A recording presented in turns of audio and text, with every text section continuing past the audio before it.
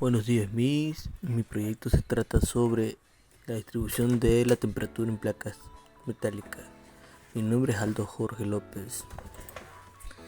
Bien, para mi caso decidí usar un tema muy sencillo y cotidiano, que sería la hornilla y una olla. A través de eso vamos a explicar este fenómeno por medio de las matemáticas, en especial con conceptos de cálculo vectorial.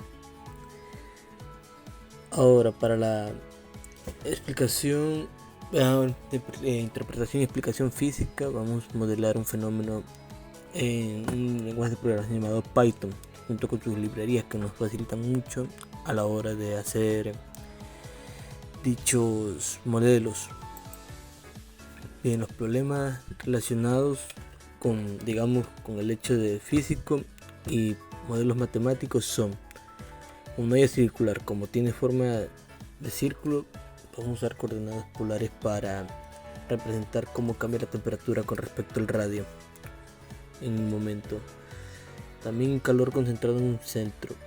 Bueno, igual como la hornilla, en teoría estamos alineando la olla y la hornilla que estén en el centro, de distribuir de manera uniforme la temperatura. Vamos a usar un cálculo escalar de la temperatura que depende de R.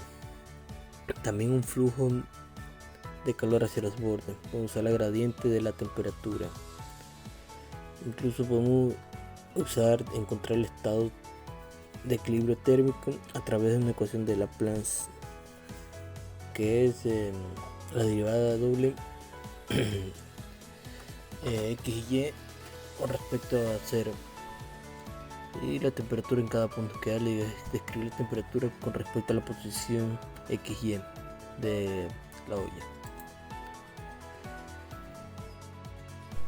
Ahora, nosotros tenemos aquí en la ecuación que representa, la temperatura con respecto al radio, que depende de su temperatura alta, que es de 250 grados centígrados, que es multiplicado por una constante decayente, ya que la temperatura decae, y ese constante en sí también depende de una K, que representa la conductividad del material, que puede ser acero o aluminio, que comúnmente son hechas las ollas.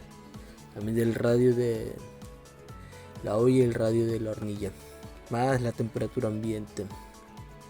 Bueno, aquí se puede ver, como lo expliqué anteriormente, tiene una simetría, entre comillas, están alineadas perfectamente. Aquí se puede ver que en el centro está como concentrada la mayor cantidad de temperatura posible, en el borde la mínima temperatura posible. Igual poco a poco se va distribuyendo. Incluso aquí se ve como la mayor temperatura concentrada en forma de rosa.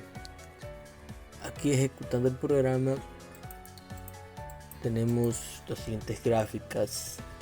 Una vez ejecutado el programa, aquí tenemos todo lo que involucra. En este caso usamos todas las librerías de Python, que es NumPy, que se encarga de el uso de usar matrices en la programación. También tenemos la librería Math, que se encarga vuelta de los cálculos más avanzados, es decir, cálculos de una variable o de varias variables. Ya una vez ejecutando el programa, obtenemos 5 gráficas.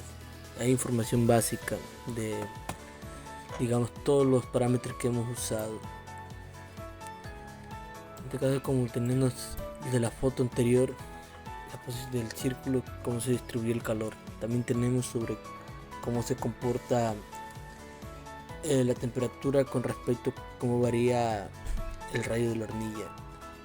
Es decir, que entre mayor sea el radio de la hornilla, menor será la temperatura promedio.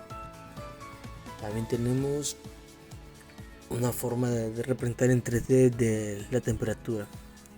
Incluso se forma como una especie de campana, ya que no es un cono al 100%, sino como una campana.